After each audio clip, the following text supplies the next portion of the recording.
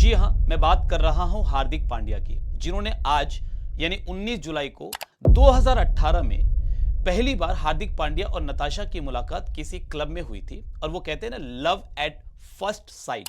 14 फरवरी 2023 को उन्होंने बड़े ही धूमधाम से उदयपुर में चंद दोस्तों और रिश्तेदारों के साथ मिलकर के एक बड़ा जबरदस्त शादी का समारोह किया। तो मैंने 4 बातें इसमें अपनी लर्निंग के लिए निकाली, जो मैं आपके साथ भी शेयर करना चाहता हूं।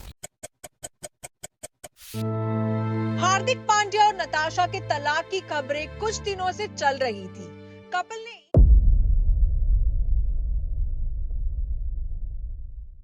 कुछ ही दिनों पहले T20 वर्ल्ड कप में जीत के बाद मैदान में खुशी के आंसू, और कुछ ही दिनों के बाद रियल लाइफ में रियल के आंसू।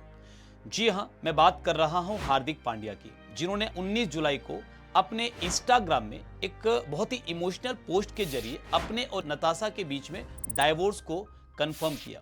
पिछले कुछ दिनों से लगातार अटकलें चल रही थी कि उनके दोनों के बीच में कुछ तो ठीक नहीं है, और फाइनली उन्होंने इसका डिक्लेरेशन करके उन सारी अटकलों पर विराम लगा दिया।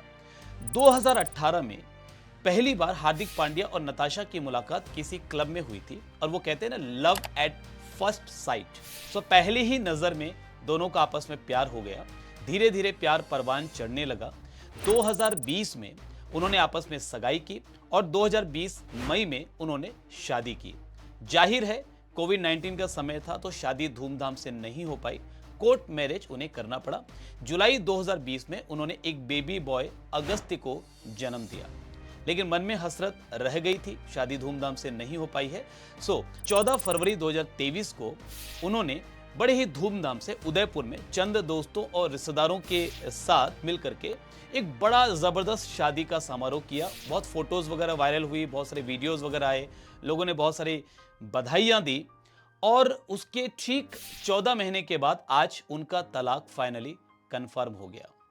देखिए, जब T20 वर्ल्ड कप में जीत हुई इंडिया की, और उसके बाद काफी रोए हार्दिक पांड्या, उनका इंटरव्यू हुआ, और इंटरव्यू में उन्होंने बताया कि मैं इसलिए रोया, ये खुशी के आंसू थे कि पिछले 6 महीनों से मुझे बहुत ज्यादा ट्रोल का शिकार होना पड़ रहा था, बहुत ज्यादा आलोचना हो रही थी, बिकॉज मेरा फॉर्म अच्छा नहीं चल रहा था, क्योंकि कुछ पारिवारिक कारणों की वजह से मैं थोड़ा सा डिस्टर्ब था, और जिस वजह से मेरा फॉर्म बहुत अच्छा नहीं चल पा रहा था। लेकिन आलोचकों को तो मौका चाहिए ना।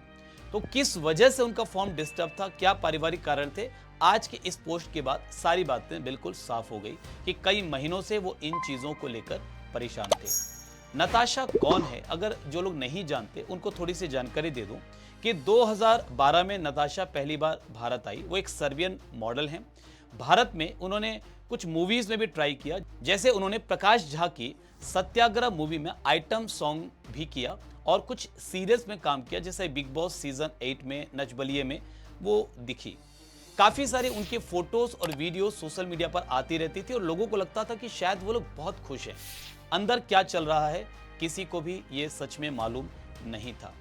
अब ये लिख तो रहे हैं हार्दिक पांड्या कि हम अगस्त की परवरिश दोनों मिलकर करेंगे, लेकिन फिर भी माता पिता के सेपरेट होने के बाद कहीं ना कहीं बच्चे के जीवन में कुछ ना कुछ कमी तो रह ही जाती है। एज ए लाइफ कोच, इस पूरे घटनाक्रम को जब मैं बारीकी से देखता हूं, तो मैंने 4 बातें इसमें अपनी लर्निंग के लिए निकाली, जो मैं आपके साथ भी शेयर करना चाहता हूं। सबसे पहली चीज कि हम अपनी रियल लाइफ को लोगों की रियल लाइफ के साथ कंपेयर कर करके दुखी रहते हैं। देखिए, 24 घंटे में 2 मिनट कोई अगर हंसते हैं, खुश होते हैं, और उस 2 मिनट में वो 15-20 फोटो खींच लेते हैं, और उसमें से 2 फोटो वो सोशल मीडिया में अपलोड कर देते हैं, अपनी वो मुस्कुराती हुई फोटो, खुश वाली फोटो। हम उस 2 फोटो की तुलना अपने पूरे 24 घंटे की जिंदगी से कर करके दुखी रहते हैं।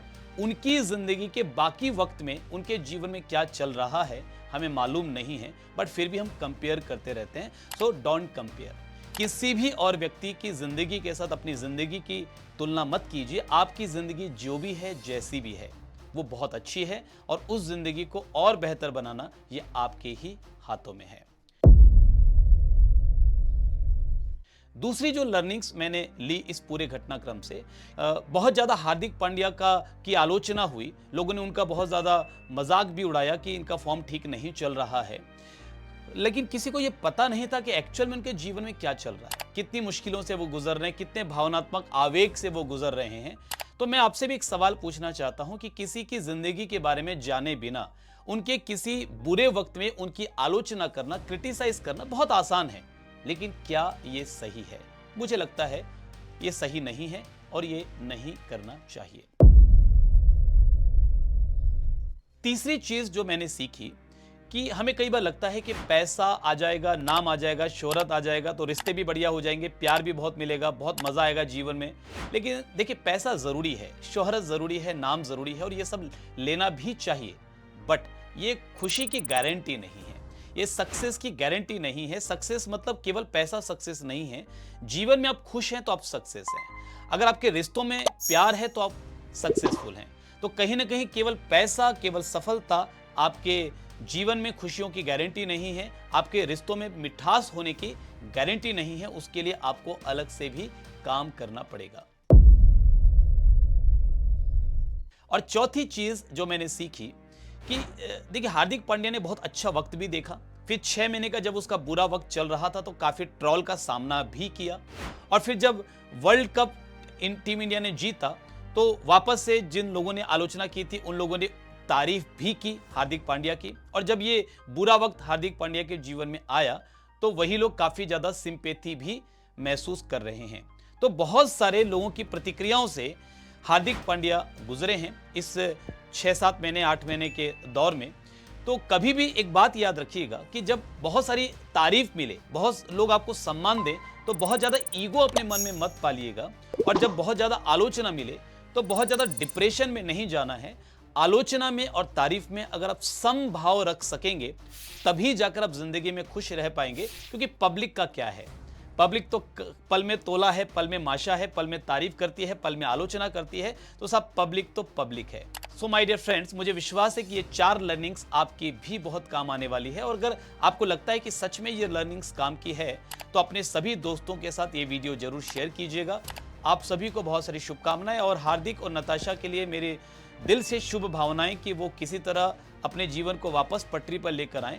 और मुझे सबसे ज़्यादा सिंपैथी अगस्त के साथ है, क्योंकि उसके माता पिता बहुत ही कम उम्र है, उसकी बहुत छोटा है वो, और माता पिता सेपरेट हो गए हैं। तो परमात्मा करे उसको वो शक्ति और समझ मिले कि वो अपनी ज़िंदगी को बेहतर बना सके।